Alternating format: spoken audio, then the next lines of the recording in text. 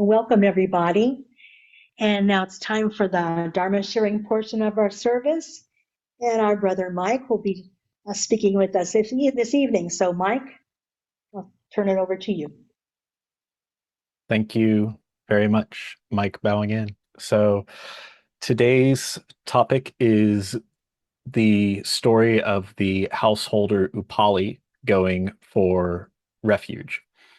On Saturday, June 6th at 11 a.m. US Central Time, right there in the Dharma Spring Temple, and on the same Zoom link that you may have used to join this event and in Discord, we will be holding a refuge ceremony where Venerable Tai and Sister Bop Bon and other members of the community will get together to support between 20 to 30 friends from the virtual Sangha who are receiving refuge and precepts. So, as I have been helping to organize this event, answering people's questions, there's one question that comes up many times. How do I know if I am ready to take refuge?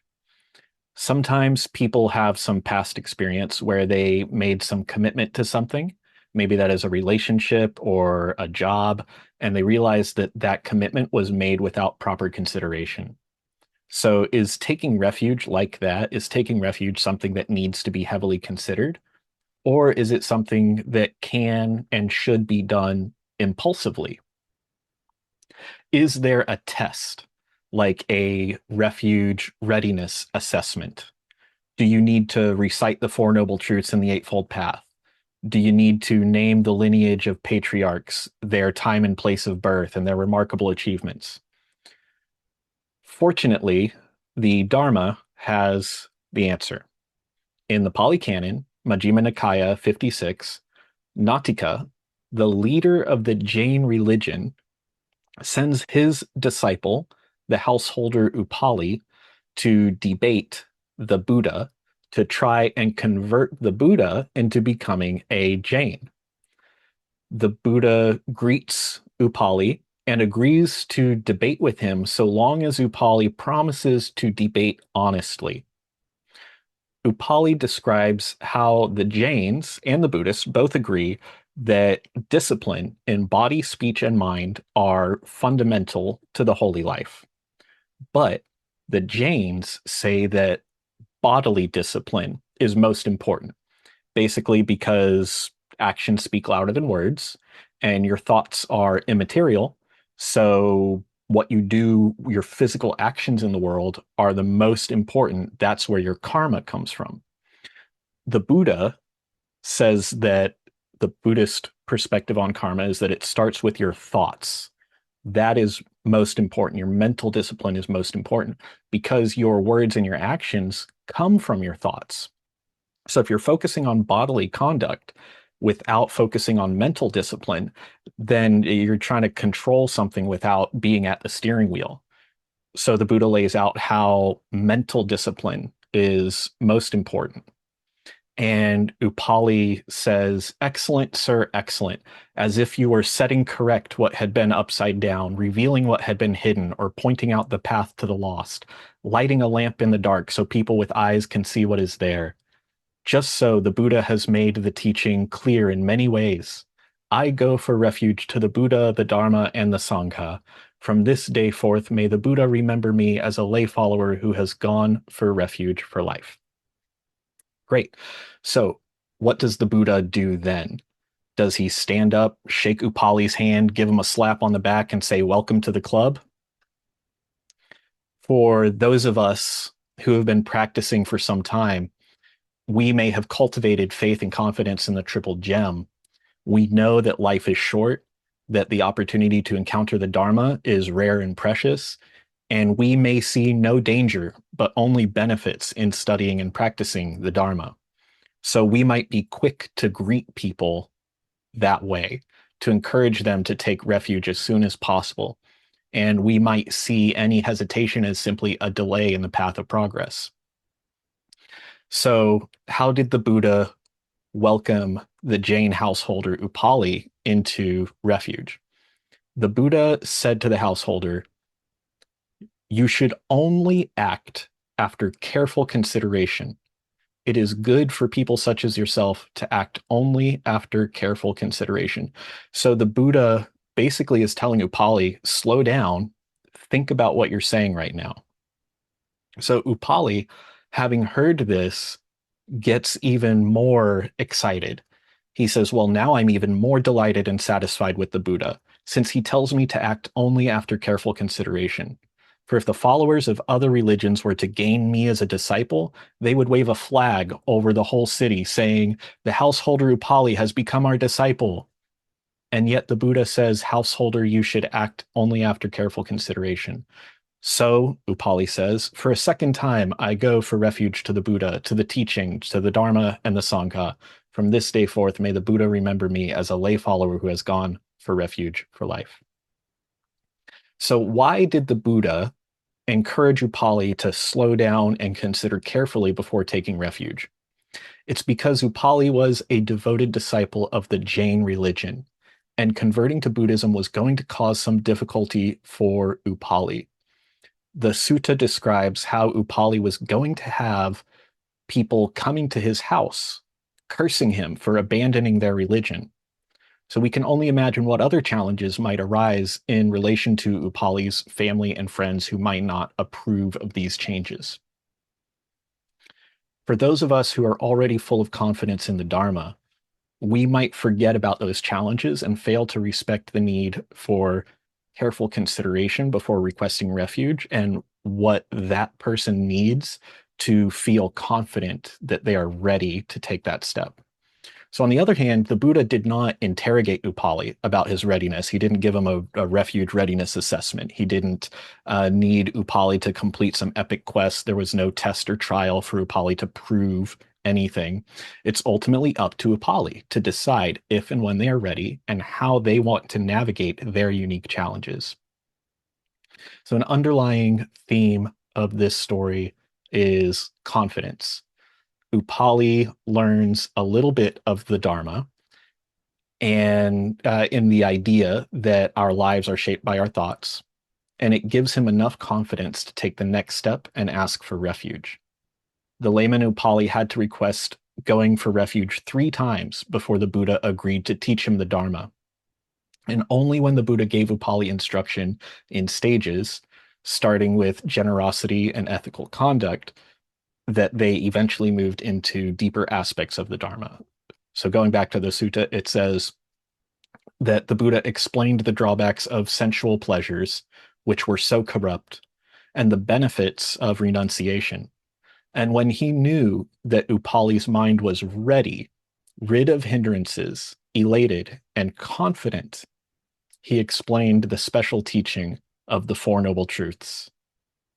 Just as a clean cloth that was rid of stains, so Upali's mind being rid of doubts, is properly able to absorb beautiful, colorful dye, in that very same stainlessness, that immaculate vision of the Dharma arose in Upali. He knew everything that is liable to arise is liable to cease. Then Upali saw, attained, understood, and fathomed the Dharma. He went beyond doubt, got rid of indecision, and became self-assured and independent of others regarding the teacher's instructions. So again, notice how confidence was a key part in Upali taking the next step of understanding the deeper truths of the Four Noble Truths and the Eightfold Path. So while it is true that Buddhism encourages people to see for themselves, to not have blind faith, it would be a mistake to think that our non-reliance on blind faith means that we do not put any value on faith at all. In fact, faithful confidence is a vital condition that supports our practice every step of the way, including that very first step. The difference between our faithful confidence and that sort of blind faith is that ours develops step by step. You start with something that you are able to see and understand, like the fact that our thoughts shape our lives. Once you understand that and feel confident in the usefulness of that insight, your confidence grows a little bit more. And when the conditions are right, then you can approach the next insight. speaking for myself and my own experience in my study and practice, my path can be described as a walking left foot, right foot, left foot, right foot of insight and confidence.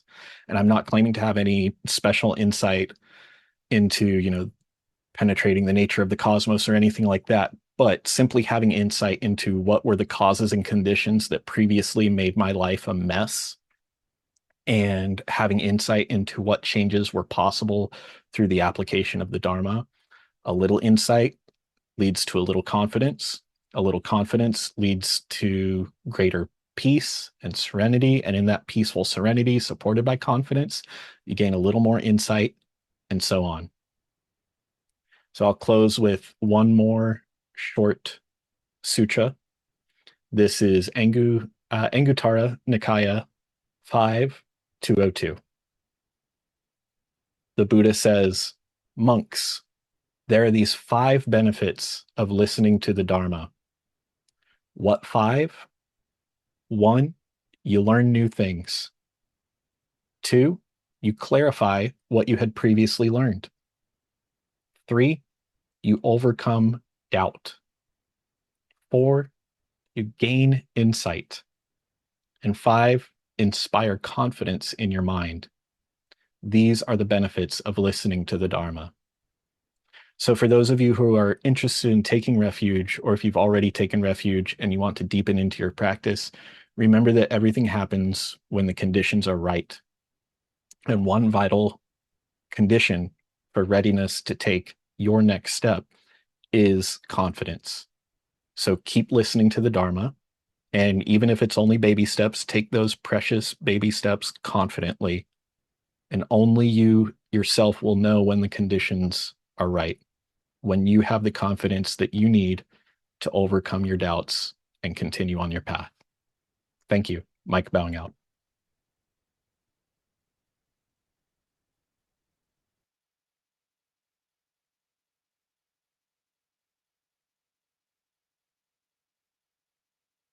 Thank you, Mike.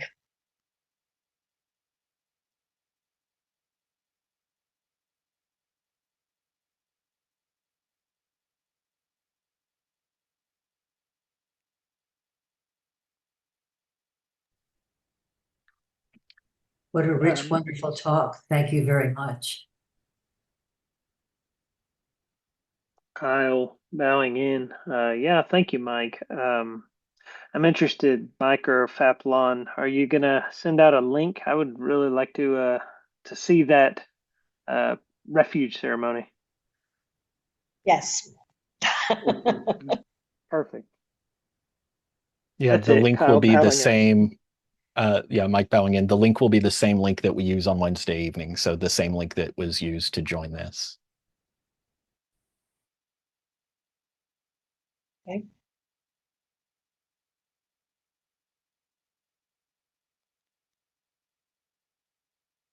Well, Fat Lamb coming in on that. This will be the second time that we've had the privilege of welcoming people from the virtual Sangha to be students of the Buddha. And the first time, I don't remember how many people there actually were in the teens, right? 12, 13, something like that. But It it was was 10, yeah. 10. Well, 12, 11, 10.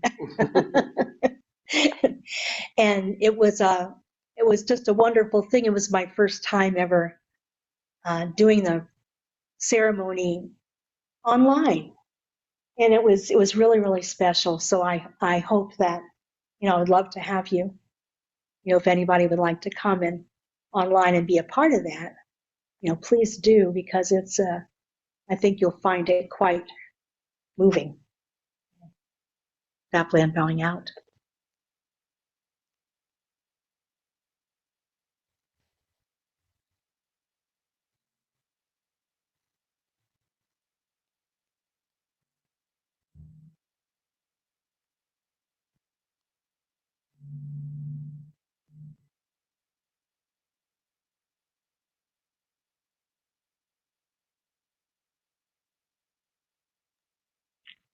Mike bowing in again. The question of whether someone is ready to take refuge is something that does come up a lot, but we also I have a few people in mind that I am basically writing this Dharma talk as a letter to them.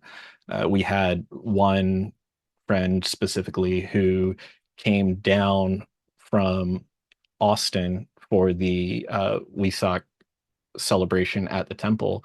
And a big part of why they drove all the way down there, and they were accompanied by their mom. So they and their mom came down and drove all the way from Austin to Pearland, and it's because their mom is Christian, and their Christian faith is very important to them. And basically, the mom, has a lot of questions and is kind of concerned in what's going on, and that kind of stuff. So I had the privilege of helping to set up, clean up the temple a little bit, getting ready for Wesak.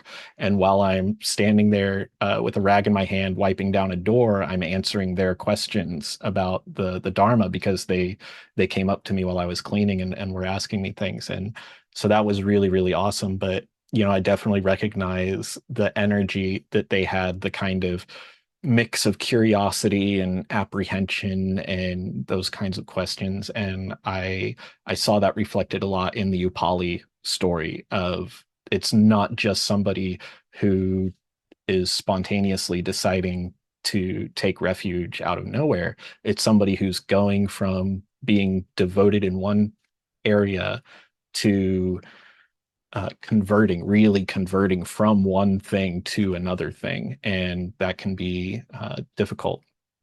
And we can all have our own kind of difficulties or obstacles or things that we need to overcome to even get started on the path. And I know that I can personally lose sight of that and just encourage people like, yeah, it's great. Come on, jump right in. It's fun. It's great. It's awesome. But we can't lose sight of how serious this can feel to people, and what they might be coming from, that they need to overcome to even decide to take refuge. So I'm very honored to see that and to be able to be a part of that and to help hold that door open for somebody if they decide that they want to come in. Mike bowing out. This is Kyle bowing in. I I think what you just said, and then to your previous talk, is extremely important about the timing is right. Because coming from the people who are here in the West, I don't know who's on Discord, probably everywhere, but in the Western culture, I've so much encountered that when people first discover um, taking refuge, they liken it to being a baptism, right? And there's so many of these faiths that are, oh, we have to baptize you, and it's coming from a place of one of the practitioners trying to proselytize, trying to gain more followers, and that explanation of, no, you're welcome to keep your faith and just come take whatever you can to help reduce your suffering in whatever way you can is a very important message to get across. I think you're doing that right now with what you're saying. And I know for years we've had people here and other sanghas I've been to that have never taken refuge. And maybe they never will, and that's okay. It's these people who are on the fence can also realize that taking refuge is so much more than just trying to proclaim, hey, I'm telling all of y'all I'm taking refuge to this Buddha over here and this Dharma over here and the Sangha here. It's all internal too. And as I've said many times before, when we say I take refuge in the Buddha, there's always in my mind a little extra part of that is within me. I take refuge in the Dharma within me, and I take refuge in the Sangha within me, because all of that is just as much in you as it is external. You're a part of an external Sangha. You're talking about teachings of the Buddha, but they have to be felt inside. And that key point there is when the timing is right and when somebody really feels that true commitment, Okay, then welcome, and let this continue your path forward and your journey forward, and know that commitment was made in your own heart and mind. So yeah, thank you for all your wisdom, Kyle, bowing out.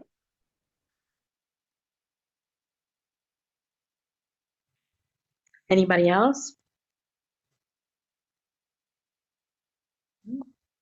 Once again, thank you, Mike. I think everybody will be watching this video more than once. Thank you for that. And we look forward to seeing you and everybody on the 6th, right here in this very place at 11 a.m. Central Time. That's the only announcement we have right now. So let's go ahead and share the merit of our practice.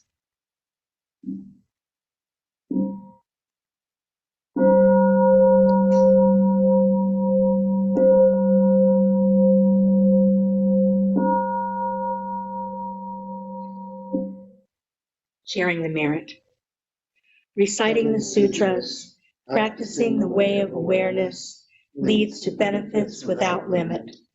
We vow to share the fruits with all beings. We vow to offer tribute to parents, teachers, friends, and numerous beings who give guidance and support along the path.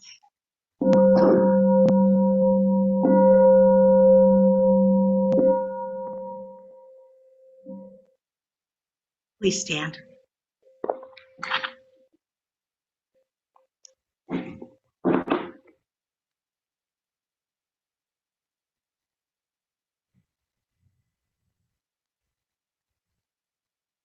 Bow to the Buddha.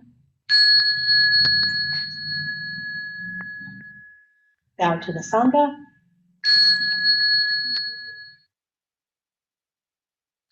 Good night, everybody.